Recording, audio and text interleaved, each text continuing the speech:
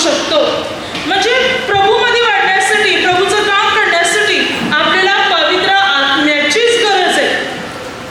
पवित्र आत्म्याविना आपण ते कार्य करू शकत नाही. कारण देवाची सेवा करणं, देवाचं कार्य करणं म्हणजे सैतानाशी लढाई करणं आहे.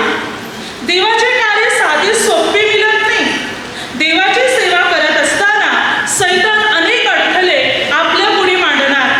आपली पावले ओढण्याचा, खेचण्याचा तो प्रयत्न करणार. आपल्या पुढे तो अनेक परीक्षा मांडणार किंवा परमेश्वरापासून तो आपल्याला दूर करण्याचाही प्रयत्न करणार. अशा वेळी पवित्र आत्मा आपल्याला मदत करतो. तो सैतानाशी लढाई करतो. आपल्याला शक्ती आणि ताकद पुरवतो. पवित्र आत्मा आपल्याला शक्ती देतो. पवित्र आत्मा आपल्याला ताकद देतो, आपल्याला बल पुरवतो. त्या पवित्र आत्म्याच्या शक्तीच्या द्वारे आपण परमेश्वराची सेवा मात्र करू शकतो. परमेश्वराचे कार्य मात्र करू शकतो फक्त पवित्र आत्म्याच्या द्वारे. कारण पवित्र आत्मा पुढे सैतानाची ताकद चालत नाही. मग सैतान जे अडथळे आणतो, संकटे आणतो, ते अडथळे आणि संकटे पवित्र आत्मा नष्ट करून टाकतो. आणि मग देवाची सेवा करायला पवित्र आत्मा आपल्याला अधिक शक्ती पुरवतो. आणि मग आपण परमेश्वराच्या सेवेत वाढत जातो. बिना पवित्र आत्म्याने आपण देवाची सेवा, देवाचं कार्य करू शकत नाही. कार्य म्हटलं तर अनेक प्रकारे, असं नाही की फक्त वेदीवर उभे राहून परमेश्वराची घोषणा करणं नव्हे. सेवा म्हटलं, कार्य म्हटलं तर अनेक प्रकारे. मग ती वेदीवरची सेवा असू दे, या वेदीखाली अगदी मंदिरातली असू दे. या मंदिरामध्ये, या केंद्रामध्ये अनेक प्रकारे कार्य करणारे लोक आहेत. जसं की प्रवचक आहेत, गाणी बोलणारे, वाद्य वाजवणारे, जेवण बनवणारे, साफसफाई करणारे, जेवणाचे डबे गोरगरिबांपर्यंत पोहोचविणारे, इथे दानधर्म करणारे, मंदिराच्या या केंद्राच्या कामात हातभार लावणारे लोक आहेत.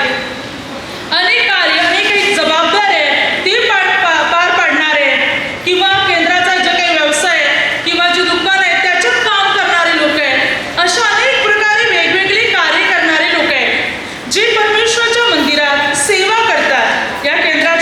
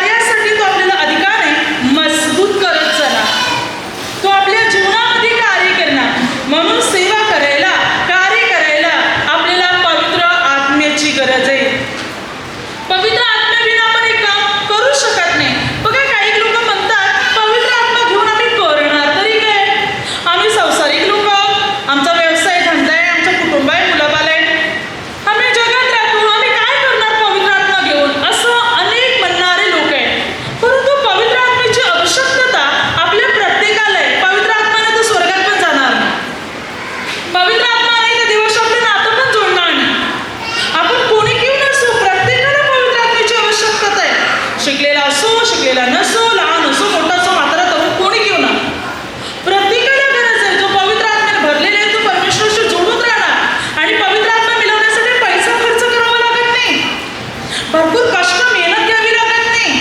बस मनापासून परमेश्वराकडे बोलायचे, आपल्या पापांचा पश्चाताप करायचे, देवाचे नियम पाळायचे, देवाची सेवा करत राहायचे, धार्मिक जीवन जगायचे.